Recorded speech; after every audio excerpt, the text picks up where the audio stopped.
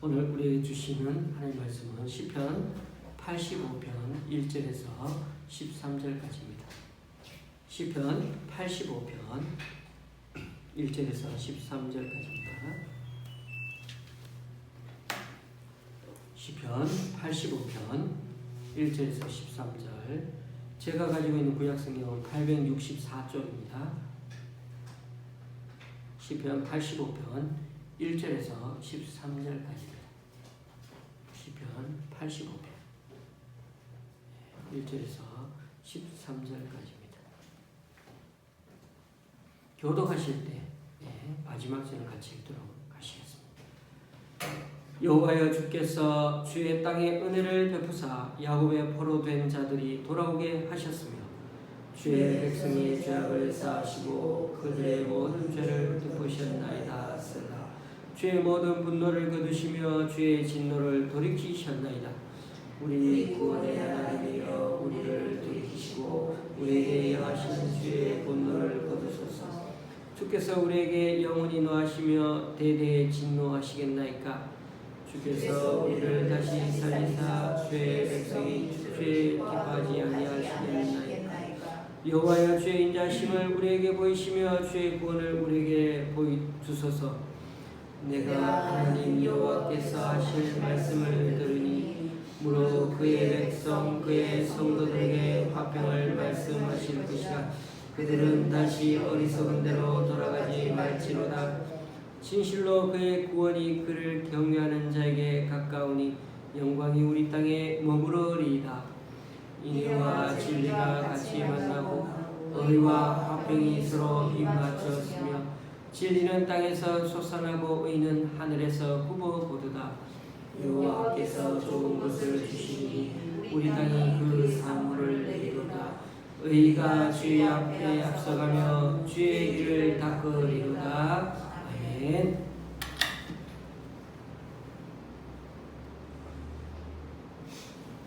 오늘 본문의 표제 언어는 고라 자손의 시라고 되어 있죠.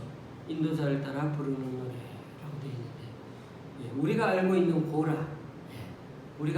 고라는 모세와 아론에게 반기를 들었다가 하나님의 심판을 받아 죽임을 당한 사람으로 기록되어 있습니다.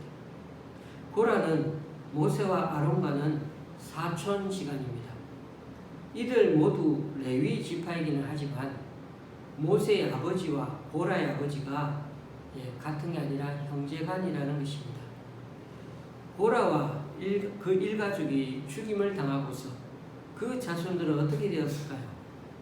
고라 자손은 레위 지파 출신이었기 때문에 그 이후에도 어떤 사람들은 성경과 관련하여 일을 계속 했던 것 같습니다.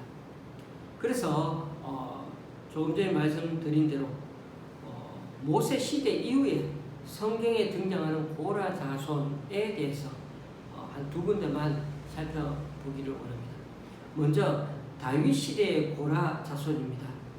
역대상 9장에는 이스라엘 왕조 실록에 기록된 이스라엘의 계보에 대해 소개하고 있는데, 그때 역대상 9장에는 성전에서 일을 맡았던 사람들이 다윗 시대에 성전에서 일을 맡았던 사람들이 1760명이라고 역대상 9장 13절에 기록되어 있습니다. 이들 중에서 성전의 동, 서, 남, 북 이렇게 문들을 지키는 성전 문지기만 해도 212명이나 되었다고 하는데, 이들은 다윗과 사무엘이 특별히 선별해가지고 직분을 맡긴 자들이라고 그렇게 역대상 9장에 기록되어 있습니다. 그런데 그 당시 성전 문지기들은 단순히 문만 지키는 사람들은 아니었다고 합니다. 성전 문지기들의 그 임무와 역할은 역대상 9장에 또 나와 있는데, 이들은 성전의 문을 열고 닫는 일은 기본이고 성전의 모든 방과 곡간과 보물까지도 지켜야 하는 경비 업무까지 했습니다. 그리고 또 거기에 더 나아가 제사에 필요한 것을 직접 만들고 관리도 해야 했습니다. 이들이 212명이나 되는 거죠. 그러므로 이들은 성전을 지켜낼 힘과 율법에 대한 이해와 지식도 뛰어나야 했고, 무엇보다 믿을 수 있는, 신뢰할 수 있는 사람이어야 했습니다. 그와 함께 무엇보다도 신앙심이 어느 정도 깊은 사람이어야 했습니다. 왜요? 제사에 필요한 것을 직접 만들고 또 관리도 해야 했습니다. 그런데 고라 자손이 이 성전 문지기들 가운데 당당히 이름을 올리고 있었습니다. 특히 살룸이라는 사람은 212명의 성전 문지기들 중에 우두머리 수장이었는데, 이 살룸이 바로 고라 자손이었던 것입니다. 역대상 9장에 나옵니다. 또 모세 시대 이후에 성경에 등장하는 고라 자손 이름이 있는데, 두 번째로 시편에서 찾아볼 수가 있습니다. 오늘 우리가 보고 있는 말씀도 마찬가지지만 시편 150편의 시편 가운데 오늘처럼 고라 자손의 시라고 적어놓은 데가 종종 우리 읽다가 발견되죠. 150편 중에 공식적으로는 고라 자손이 지은 시는 12편입니다. 12편. 12편이 되지만은 우리가 잘 알고 있는 시 중에 하나님이여 사슴이 시냇물을 찾기에 갈급한 같이 내 영혼이 주를 찾기에 갈급하니이다. 우리에게 너무나 잘 알려진 이 시편 42편도 고라 자손이 지은 시입니다. 이 정도만 봐도 모세 때의 고라와 그 이후 다윗 시대의 고라 자손은 많이 다르지요. 성전 문지기로 잘 섬기고 있고, 또 시편을 많이 지어서 음악적으로도 하나님 앞에 하나님 일에 헌신한 사람들이 고라 자손 중에는 많다는 것입니다. 그리고 당시 이방 족속과의 전쟁이 일어나면 고라 자손은 찬양대로서 전쟁에 참전했다고 합니다. 어느 날 유다 왕 여호사밧 왕이 모압과 암몬 자손의 연합 공격을 받게 되었습니다. 모압하고 암몬이 같이 쳐들어온 거죠. 이때 여호사밧 왕은 금식까지 선포하면서 간절히 하나님 도우심을 구했습니다. 저들이 연합해가지고 같이 쳐들어오니까요. 이게 역대하 20장에 나오는데, 성경은 당시 상황이 얼마나 급한지, 그래서 어떻게 하나님 앞에 아이디어를 얻어서 싸우게 되는지 이렇게 기록하고 있습니다.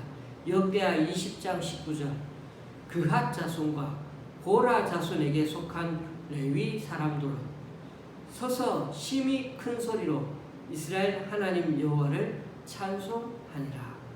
전쟁을 하러 가는데 이들이 에봇을 입고 찬양을 하면서 이스라엘 군대 앞에서 행진해 나아갔다는 것입니다. 여기에 고라 자손들이 겁도 없이 앞장서서 찬양하며 이스라엘 군대에 용기를 불어넣어 주는 일을 했던 것입니다. 자신들이 가진 달란트로. 그리고 다윗 시대의 3대 음악가라면 헤만, 아삽, 에단, 이렇게 세 사람을 꼽을 수 있습니다. 그 중에 한 사람인 헤만은 고라 자손을 대표하는 인물입니다. 이처럼 우리가 살펴본 여러 사람들이 지금 고라 자손의 출신들이 많은 것을 볼 수 있습니다. 우리가 아는 고라는 담을 지어 모세와 아론을 배반했으며 이스라엘 백성에게 큰 해를 끼친 인물이었습니다. 그러나 선조 고라의 악행을 그대로 따르지 않았던 그 고라 자손은 그 이후에는 하나님께 귀하게 쓰임을 받은 사람들로 성경에 기록되고 있습니다. 제가 이 얘기를 말씀드리는 것은 죄를 지었다고 해서 그 죄의 지음이 나중에 계속 영향을 주고 대물림 되어서 아무일도 너는 해서는 안 된다는 그런 자격지심을 갖게 해서는 안 된다는 것이죠. 그것은 하나님 뜻이 아니라는 겁니다. 하나님께서는 고라의 반역에 동참하지 않았던 나머지 고라의 남은 자손들은 그렇게 그 선조의 죄의 업보에 눌려 살지 아니하고 오히려 계속해서 하나님의 귀한 역사에 쓰임받고 그렇게 살아갈 수가 있었던 것입니다. 그래서 그런지 고라 자손의 시라고 하면은 조상들이 지은 죄에 대한 회개와 참회의 성격이 강한 그런 시들이 많습니다. 오늘 85편도 예외는 아닙니다. 우리는 오늘 시편을 묵상할 때 다윗 시대를 생각해 보기보다는 그 이후에 유다 백성들이 70년 바벨론 생활에서 돌아온 때를 한번 그리면서 그렇게 이 말씀을 묵상하면 좋을 것 같습니다. 바벨론 포로 생활에서 돌아온 이스라엘 백성들은 너무나 황폐해진 조국의 현실을 눈앞에 보고 너무나 절망합니다. 돌아오긴 돌아왔는데 여전히 해결되지 못하고 여전히 싸우고 있고 여전히 또 땅은 황폐합니다. 동족 간의 착취와 다툼, 거기다가 성적인 문란 등등 이런 문제들이 여전히 그 안에 남아가지고 세속화된 그런 삶을 살아가고 있는 그런 백성들을 보게 된 것입니다. 이스라엘 안에 바알, 아세라, 금오스 이런 등등 이방신을 섬기는 그런 우상 숭배는 그나마 많이 이후에 사라졌습니다만은 이제는 그것을 대신해서 바벨론의 선진 문명, 세속화를 많이 받은 거죠. 그래서 편리해지고 편안해지고 문명생활을 했다는 거죠. 그러다 보니 그들이 섬기던 우주 천체들, 바로 이 바벨론은 또 다른 신을 섬겼죠. 해와 달과 별들 이런 것들을 숭배하면서 거기다가 물신주의, 오늘날 말하는 물질주의죠. 자본주의와 돈, 만능주의 이런 것들도 우리는 우상 숭배죠. 이런 것들을 새롭게 그들이 섬기고 있었다는 것입니다. 교우님들, 이처럼 죄는 여러 모양으로 둔갑해가지고 끈질기게 우리를 괴롭힙니다. 전대미문의 재난으로 고통을 당했고 자신들의 몰락을 가져오게 했던 그 우상 숭배를 이제서야 다 깨닫고 어디서 가가지고 다른 나라에 가가 생고생하고 서럽게 살면서 깊이 회개하면서 돌아오지 않았습니까? 그래서 하나님께서는 그들의 고난의 분량이 다 찼다고 선언하시면서 위로하시고 그들을 이제 본국으로 돌려보내신 것입니다. 그러나 여러분, 배춧잎 뒤에 여전히 붙어가지고 잘 씻어지지 않는 그런 벌레들이 있죠. 그런 벌레들처럼 백성들의 마음을 갉아먹고 한 구석에 여전히 남아있는 죄의 습관처럼 남아있는 것이 결국 그들을 다시금 위태롭게 하고 있는 것입니다. 이 형편을 알기에 시인은 이스라엘이 다시는 옛 생활로 되돌아가지 말고 하나님의 인애를 붙들어서 그 영광과 함께 있기를 다시 한번 이 시편 기자는 강구하고 있습니다. 그들의 강구는 하나님께 드리는 기도이자 이스라엘을 향한 권면과 축원이기도 합니다. 이스라엘 백성들은 오늘 이 시편의 고백처럼 역사를 주관하시는 그 하나님께서 반드시 앞으로도 약속하신 그 좋은 것을 주실 것을 믿고 다시금 우리가 일어나서 감사를 드리고 찬양하며 시작하면 좋겠다고 그렇게 기도하고 있는 것입니다. 이것이야말로 다윗 시대의 고라 자손이 참회의 마음으로 지은 시의 의미라고 할 수가 있습니다. 그런 점에서 이 본 시는 세 부문으로 구분할 수가 있는데 첫 번째는 이스라엘의 과거, 두 번째는 현재, 세 번째는 미래적 측면에서 이 시를 세 군데로 나누어 가지고 이해하시면 좋을 것 같습니다. 1절에서 3절까지는 하나님께서 과거에 어떻게 행하셨는지 그 과거에 행하신 은혜를 말하고 있고 4절에서 7절까지는 그럼에도 불구하고 현재의 어려움이 있는데 그 가운데서도 어려운 가운데서도 하나님을 붙들고 나갈 수 있도록 도와달라는 것입니다.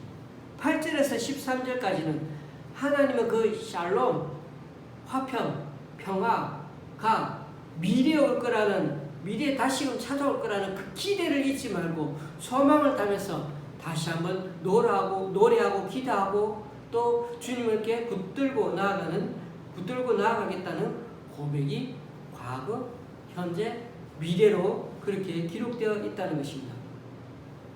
먼저 하나님께서 과거에 행하신 은혜를 말하는 부분을 보겠습니다. 우리도 때로는 기도할 때 이 과거에 하나님 우리를 도와주신 부분, 현재 내가 지금 문제 가지고 있는 걸 가지고 하나님께 기도하는 것. 세 번째로 앞으로 주님을 더 의지할 테니 반드시 하나님께서 은혜 주시고 또 베풀어 달라고 그렇게 기도하는 것. 과거, 현재, 미래로 기도하듯이 이 시편 기자도 그렇게 기도하고 있는 그 모양을 기도문을 보면서 다시 한번 제가 1절에서 그 과거, 현재, 미래로 말씀을 드리고자 합니다. 먼저 하나님께서 과거에 행하신 은혜를 말하는 부분이 나오는데요. 1절, 2절입니다. 여호와여 주께서 주의 땅에 은혜를 베푸사 야곱의 포로된 자들이 돌아오게 하셨으며 주의 백성의 죄악을 사하시고 그들의 모든 죄를 덮으셨나이다. 셀라. 이스라엘 백성들은 힘없는 조국의 그 백성이라는 이유만으로 지금 어떻게 되었습니까? 과거에 힘센 정복국가 바벨론의 노예가 되어 끌려가서는 아주 비참하게 지금까지 살다 보니까 다시 해방을 맞게 될 거라는 것 70년 동안 다시 한 번도 생각하지 못했습니다. 그들은 그것이 거의 실현 불가능한 꿈이라고 생각하고 70년 정도 되니까 한 3세대 정도가 20년마다 25년마다 한 세대라고 보면은 한 지금 3세대, 4세대 정도 어떻게 해요? 벌써 이미 외국에서 생활했기 때문에 이스라엘의 정체성을 점점 잃어가고 있는 상태였을 수도 모릅니다. 그렇게 자신들의 삶이 이제는 이렇게 살아야 되나 하고 외국 생활이 내 생활인 것처럼 살아가고 있을 때 놀랍게도 70년 만에 그들은 꿈에도 그리던 조국의 해방을 맞이했습니다. 그런데 이 꿈같은 현실이 여러분 이스라엘 백성들이 열심히 독립운동을 해가지고 쟁취한 겁니까? No. 해방을 위해서 어떤 특별한 노력을 해서 이렇게 된 것입니까? 아닙니다. 꿈도 꾸지 못했다고요. 오직 하나님의 섭리로밖에 설명할 수 없는 참으로 기가 막힌 은혜의 산물이 어느 날 그들에게 닥쳐온 것입니다. 이방왕이 이제 너희들 돌아가도 좋다라고 하니까 얼마나 마음이 참 감사하고 은혜가 넘쳤습니다. 그래서 이스라엘 백성들은 주님 앞에 고백할 수밖에 없는 것입니다. 이 세상 역사의 주관자가 우리 정말 이방왕 때문에 그렇게 살아야 그 왕만 바라보고 살 줄 알았는데 정말 우리가 믿는 하나님 그 하나님이었구나. 우리 하나님이 우리들 버리지 않으셨구나. 인간의 영원한 숙제인 죄와 죽음의 이 고통에서 해방시켜 줄 수 있는 분 오직 하나님뿐밖에 없구나 라는 것을 절절히 느끼게 되었던 것입니다. 그래서 이들은 그 먼 거리였지만은 그 먼 거리를 너무나 힘들고 멀다고 생각하지 않고 그들은 다 같이 고향으로 기쁘게 돌아올 수가 있었던 것입니다. 교우님들 그렇습니다. 이 세상 역사의 주관자가 하나님이십니다. 그리고 인간의 영원한 죄와 죽음의 문제도 하나님만 해결해 주실 수 있습니다. 그런 능력을 가지신 분이 하나님이십니다. 그런데 한 가지 기억해야 할 것은 그런 전능하신 분이 하나님이시기에 반대로 이 세상을 그분이 어떻게 해요? 뒤엎어버리실 수도 있다는 사실입니다. 죄를 물든 이 세상을 타락할 대로 타락한 이 세상을 하나님을 예배하지 않고 우상을 계속해서 섬기는 이 세상 사람들을 어떻게 해요? 불이든 물이든 완전히 썰어버리고 다시 시작하실 수도 있는 분이 바로 우리가 믿는 하나님이신 것입니다. 그런데 여러분 하나님이 그렇게 하지 않으셨습니다. 용서하고 사랑으로 이 세상 사람들의 허물을 덮어버리시고 우리에게 예수 그리스도를 이 땅에 보내주시고 다시 시작할 수 있는 기회를 주셨습니다. 그 기회의 혜택을 가장 우리가 은혜롭게 받은 사람들이 우리를 각자가 아닙니까? 왜 하나님은 이렇게까지 하셔야하는지? 여호와의 인자와 긍휼이 무궁하시고 우리가 진멸되지 아니함이니이다. 이것들이 아침마다 새로우니 주의 성실하심이 크시도소이다. 예레미야가 3장에 있는 말씀이 바로 우리가 믿는 하나님이요 또 우리가 지금까지 의지하고 살아가는 하나님이시기 때문입니다. 여러분, 조금 전에까지 말씀드린 것처럼 바벨론 포로에서 돌아온 이스라엘 현실은 어땠습니까? 참으로 많이 힘들었습니다. 은혜롭게 은혜를 받아가 돌아왔는데 그러나 현실은 여전히 달라진 게 없습니다. 많이 힘들었습니다. 아니 암담했습니다. 땅도 황폐해 있고 마침 기근과 가뭄이 닥쳐서 먹을 것도 없습니다. 이런 현실을 보니까 아직도 하나님의 진노가 사그라지지 않은 것만 같습니다.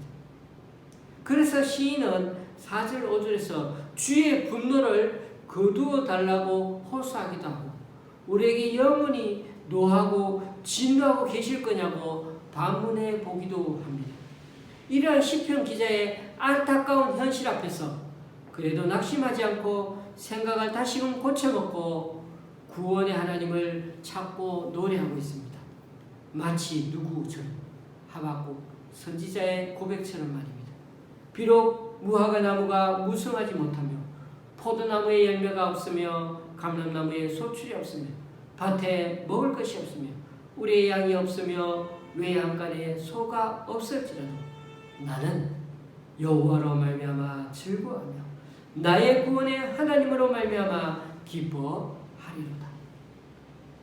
솔직히 교우님들, 우리 삶은 언제나 기뻐하며 사는 것은 아니지 않습니까? 때로는 기쁨보다는 슬픔도 많고 좋은 일보다는 안 좋은 일이 더 많을 때도 일어나지 않습니까?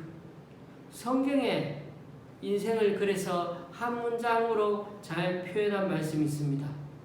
시편 90편에 있는 말씀이죠. 우리의 연수가 70이요 강건하면 80이라도 그 연수의 자랑은 수고와 슬픔뿐이요 신속기간이 우리가 날아가나이다. 우리 생활 이보다 더 잘 표현한 고백은 없는 것 같습니다. 의학이 발달해서 지금 우리 시대는 얼마나 100세 시대를 막 너끈하게 살아가는 사람들이 많아지고 있습니다. 하지만 그것도 모든 이들에게 해당되는 건 아니지요. 강건하면 그렇다는 겁니다. 그런데 더 중요한 것은요. 아무리 100세를 사는 인생일지라도 예전보다 더 오래 산다고 해도 그 인생이 수고와 슬픔뿐이며 또 아주 신속히 지나가가지고 그냥 날아가는 것처럼 빠르게 지나간다는 것입니다. 여러분, 제주도 가려면 둘 중에 하나를 택해야 합니다. 배로 가려면은 목포 같은 곳에 가가지고 거기서 배를 타고 가면 됩니다. 서울에서 가려면은 아침에 가도 저녁 가까이 도착하겠죠. 배 타고 가니까. 그런데 비행기로 가면요. 공항에 가는 시간과 날아가는 시간 합치면 2-3시간 정도면 갑니다. 아침에 가가지고 출발해가지고 제주도 가서 점심 먹으면 됩니다. 지상으로 가는 것과 날아가는 것은 이처럼 비교 불가입니다. 이처럼 우리네 인생도 그러합니다. 하나님이 말씀하시는 영원한 삶과 이 지구에 우리가 살아간다고 강건하면 100세라고 자랑하면서 살아가는 인생은 하나님의 인생과는 하나님 말씀하시는 영원한 인생과는 비교 불가입니다. 우리가 우리 시각으로 인생을 보면 그저 100세까지밖에 못 살지만 그러나 우리 시각을 떠나 하나님의 시각으로 보면 영원한 인생을 바라볼 수가 있는 것입니다. 그러므로 하나님 보시기에 찰나 같은 우리의 인생 아무리 살아도 오래 살아도 그렇다는 거죠. 그러므로 여러분 누구를 의지하며 살아야 하겠습니까? 지금 눈앞의 현실의 문제로만 일희일비하지 말고 영원하신 하나님을 바라보는 사람만이 진정 지혜로운 자입니다. 그래서 시인은 이렇게 노래합니다. 8절입니다. 내가 하나님 여호와께서 하실 말씀을 들으리니 무릇 그의 백성 그의 성도들에게 화평을 말씀하실 것이라. 그들은 다시 어리석은 대로 돌아가지 말지로다. 시인은 하나님 여호와께서 하실 말씀을 듣겠다고 선포합니다. 그 이유는 이스라엘 백성들이 바벨론 포로로 끌려간 이유가 하나님 말씀에 불순종했기 때문이었죠. 안 들었기 때문이었던 것이죠. 수많은 경고가 있었음에도 불구하고 목이 곧은 백성이 되어서 자기 고집대로 행동한 결과 심판을 받지 않았습니까? 그래서 이제는 오직 여호와 하나님의 말씀만을 듣겠다는 것입니다. 이제는 자기 고집을, 자기 생각을 내려놓겠다는 것입니다. 여기서 중요한 단어가 또 하나 보입니다. 샬롬입니다. 화평이죠. 시인은 하나님께서 자신들에게 샬롬이라는 말을 말씀해 주기를 기다리고 있습니다. 하나님 샬롬이라고 말씀해 주세요. 샬롬이 어떤 뜻이냐면 두려움이 없고, 마음에 두려움도 없죠. 두려움이 없고 안전한 상태에서 나타날 때, 그런 태도, 마음이 딱 나타날 때, 그때가 샬롬의 상태입니다. 두려움이 없어야 돼요. 그리고 내가 안전함을 느껴야 돼요. 그게 샬롬의 상태입니다. 여러분, 화평, 안녕, 안전, 건강, 평안, 평화, 이런 뜻이 다 포함된 말이기도 합니다만은, 그러니 샬롬 그러면 우리 마음에 두려움이 없어요. 세상이 찢고 뽑고 막 두려움 많이 줘도 괜찮습니다. 우리에게 중요한 건 두려움을 느끼지 않아야 됩니다. 그리고 안전함을 느껴야 합니다. 그럴 때 샬롬. 우리가 비록 온 사방에 에워싸임을 당해도 샬롬의 상태가 될 수 있다는 것이죠. 하나님의 심판으로 여전히 고통 속에 있는 상황에 절망하고 그것에 우리 그 문제 때문에 고통받기보다도 하나님의 긍휼에 더 기대어서, 문제보다도 더 크신 하나님께 기대어서 우리 하나님 앞에 나아가서 우리의 잘못을 돌이키고 하나님 앞에 기회를 달라고 간구할 때, 그때서야 우리에게 샬롬은 찾아온다는 것입니다. 그렇습니다. 우리가 회개하지도 않고서 그냥 무턱대고 하나님 샬롬을 주십시오, 주세요라고 요구하는 게 아닙니다. 하나님의 언약에 신실하게 반응하는 그 삶의 열매, 회개에는 반드시 삶의 행동의 열매가 달려야 되는데, 그것을 통해서 돌아섬에, 반드시 회개에 대한 돌아섬을 통해서 하나님과의 샬롬을 회복하지 않고서는 우리는 이미 무너진 하나님 관계, 사람과의 인간관계, 황폐해서 엉겅퀴 가득한 이 자연 땅과의 끊어진 관계에서는 결코 하나님의 샬롬이 회복되는 것을 기대할 수는 없다는 것입니다.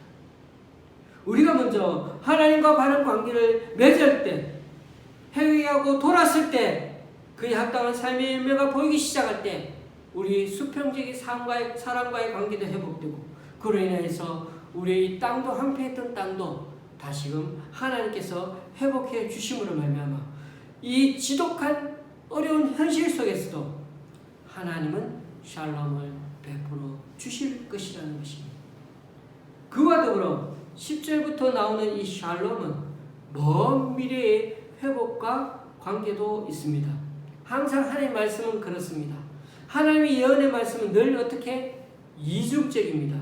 지금 현실에 곧 다가올 샬롬을 기원하는 말씀이기도 하지만, 지금 꼭 하나님 우리에게 찾아오는 그 하나님 안녕과 그 평안을 주십시오라고 기도하고 그것이 또한 다가오기도 하지만, 또 한 가지 더 있다고요. 하나님이 언젠가 이 창조 질서를 다 회복하고 다시금 하나님 나라를 세워가는 그 샬롬, 먼 미래의 샬롬의 회복의 메시지도 있다는 것입니다. 즉 새 하늘과 새 땅의 회복에 대한 말씀이기도 하다는 것입니다. 그래서 먼 미래의 샬롬 회복의 메시지는 늘 말씀의 표현이 어떻다고요? 추상적입니다. 정확하지 않아서 추상적이 아니라 먼 미래의 그를 추상적으로, 철학적으로 이게 보여주신다는 것입니다. 하나님이 돌아오셔서 샬롬을 회복하시는 날, 인애와 진리와 의와 화평이 하나님의 충실한 시종이 되어가지고 하늘과 땅 그리고 사람들 사이에 활동하게 될 것이라고 말씀합니다.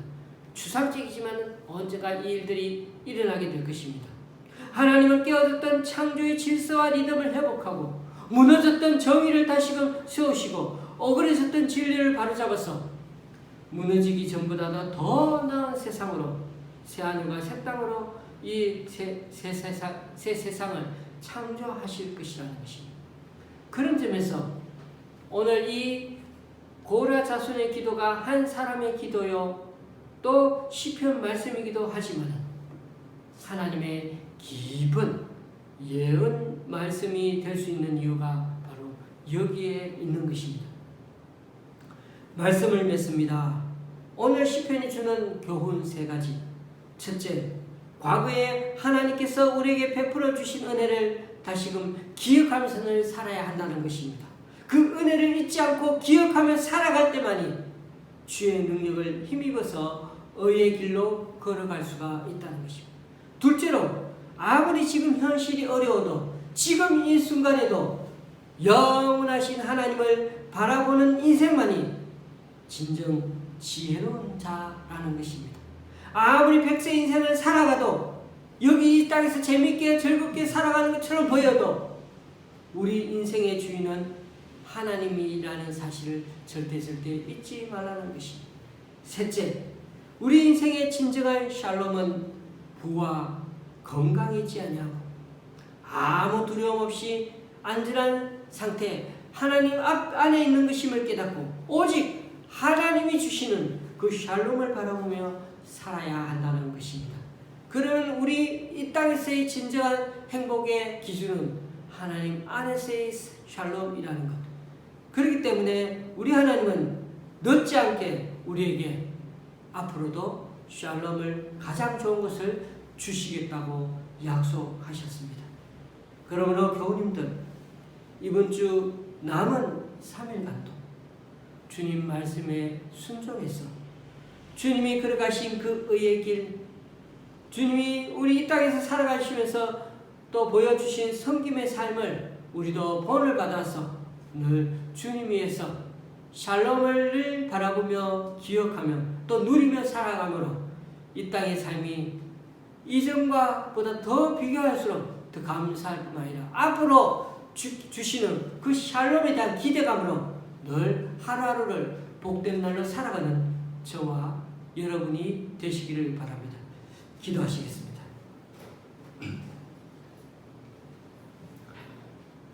주님, 오늘도 우리들 과거를 돌아보니 주님의 은총이 있었기에 오늘 우리가 존재할 수가 있었습니다.